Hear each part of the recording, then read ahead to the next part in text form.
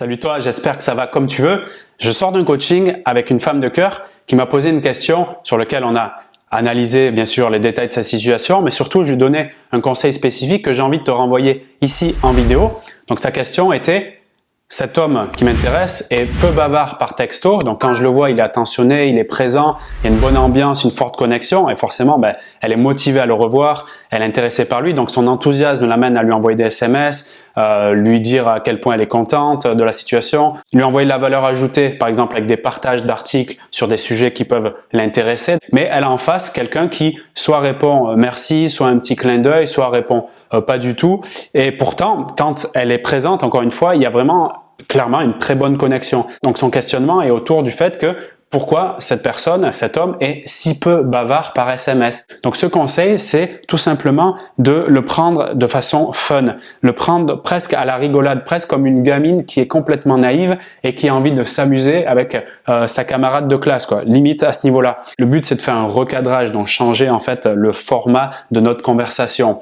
Le cadre qui est ici accepté par les deux parties, c'est il répond peu ou il envoie un mot ou deux par message et puis c'est OK. Du coup, j'ose pas faire plus des pas en avant ou bien si je l'ai fait, bon, ça reste un peu timoré. Le but ici, c'est de changer tout ça et de se comporter, donc vraiment comme limite une gamine qui a envie de s'amuser en étant dans la rigolade presque, c'est-à-dire en le taquinant, en ayant un humour qui est un peu inattendu mais qui, en le faisant, va percuter le cadre de référence, celui qui est accepté, pour l'inviter à réagir autrement dans les conversations SMS. Le but n'est pas de faire de lui un romancier des SMS et qui va se lâcher tous les jours à donner toute sa philosophie de vie, tous ses des sujets en profondeur sur son histoire, etc. Non, ce n'est pas ça. Donc ça peut être concrètement le fait de lui donner un surnom sur le fait qu'il ne communique peu ou pas par SMS. Parce que le problème que je vois, c'est pas le premier cas que j'ai eu, c'est pour ça que je fais une vidéo. Quand une femme se retrouve face à un homme qui communique peu ou pas par SMS, eh bien, c'est de tout simplement avoir peur de lui partager ou bien de lui partager avec beaucoup de temps entre le fait que je l'ai constaté, qu'il communique peu, et le moment où je décide de lui en parler. Et tout ce moment-là, c'est le moment où en fait, sans m'en rendre compte, je porte une énergie négative, je suis pas sereine et en fait, il le capte ça. Du coup, je peux emmener de la distance sans m'en rendre compte parce que je porte cette communication qui n'a pas été dite. Donc ma préconisation, c'est en mode fun et de le faire le plus rapidement possible quand je constate ça. Parce qu'en fait, en gros, moi, j'ai des besoins de communiquer avec lui, je vois qu'il le fait pas et mon besoin, il n'est pas alimenté. Du coup, je commence à stresser et à voire même me mettre en colère et être énervé. Donc, le but ici, c'est rapidement me rendre compte que ça correspond un peu moins à mes attentes, la communication par SMS, et le dire pas en reproche ou en critiquant, ce qui est souvent ce qui arrive, et plutôt avec humour. Donc, ce que je conseille, c'est de donner un surnom, tout simplement. Monsieur texto, ou le roi du texto, le roi du SMS, le king de la réponse rapide, n'importe quoi, qui lui fait penser à cette situation, mais sans qu'il se sente agressé par ça. Ça l'obligera à réagir, et dans cette réaction, si tu veux, la plupart des mecs, ce qu'ils vont faire, ils vont s'expliquer, voire se justifier.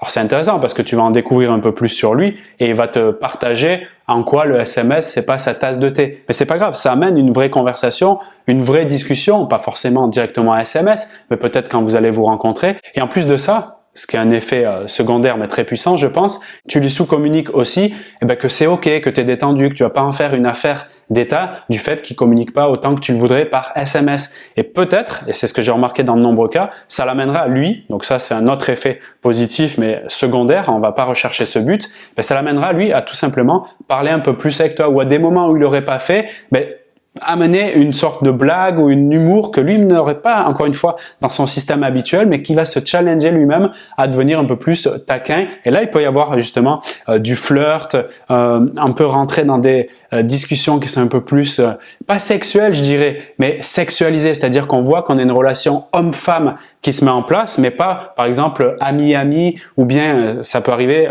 professionnellement, on a une relation avec cette personne. Par exemple, je suis coaché sportivement par lui, c'est-à-dire que c'est mon coach sportif, et à partir de là, j'ai du mal à casser ce cadre parce que c'est mon coach ou bien c'est mon supérieur au travail. Et bien là, ça peut casser ce cadre-là juste par le fait de lui donner un petit surnom ou s'amuser sur le fait que monsieur, il est pas trop fan du texto. Si tu vis cette situation, je te mets vraiment au défi de casser ce cadre de référence, soit le cadre de non-dit le plus rapidement possible, soit ce cadre de c'est un peu sérieux, on n'ose pas parce que en fait, au fond, hein, j'ai peur que ça se passe mal ou j'ai peur de le perdre ou j'ai peur qu'il pense des choses, je sais pas, bizarres sur moi. Je pense que dans toute phase de la relation, que ce soit à la rencontre, la phase de découverte ou même la mise en relation, il est nécessaire de prendre certains risques, hein, comme ici peut-être rigoler un peu avec lui, mettre un peu du fun alors que c'était sérieux. Il est nécessaire de prendre des risques pour justement avancer d'un pas et ouvrir un nouveau champ de conscience, de possibilités et même d'interaction entre nous. Quand tu es dans cette démarche, tu es dans une démarche d'évolution. Et quand tu es dans une démarche d'évolution, tu es quelque part en train de respecter la nature propre de l'humain, la nature propre des relations interpersonnelles. Donc, je vois pas finalement quel est le risque de prendre ce mini-risque. Je te laisse méditer là-dessus et mettre idéalement ce conseil en application. Fais-moi un retour dans la zone commentaire. Si tu suis des vidéos sur cette chaîne et que tu n'es pas encore abonné, c'est largement le moment de le faire, d'exploser le bouton abonner et la petite cloche pour recevoir les notifications quand une nouvelle vidéo apparaît. Si tu veux suivre un accompagnement personnalisé, je te propose de regarder dans la description de cette vidéo. Je peux te donner mon analyse complète et approfondie sur ta situation et des conseils spécifiques adaptés à ta personnalité, tes besoins, tes valeurs. Si tu sens en me voyant et en entendant mon message que ça résonne en toi, que c'est peut-être le moment de passer à l'action pour avancer, faire un grand pas dans ta compréhension des mécanismes amoureux, mais surtout dans ta vie sentimentale, assure-toi de réserver ta place pour ce coaching privé dans la description de la vidéo. J'ai déjà hâte de te retrouver pour faire avancer les choses et je te retrouve également pour d'autres vidéos sur la chaîne. Salut à toi, c'était Vincent.